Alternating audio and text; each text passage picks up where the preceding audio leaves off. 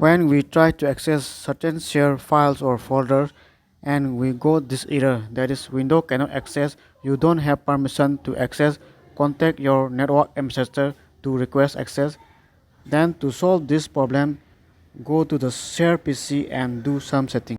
This is the share PC, and right click on the share folder and click on properties, then click on security tab, then click on edit, then click on add, then click on advanced tab, then click on find, then here find everyone and double click on it, then click on OK, then select here full control and modify, then click apply, then click OK, then OK, then go to the client.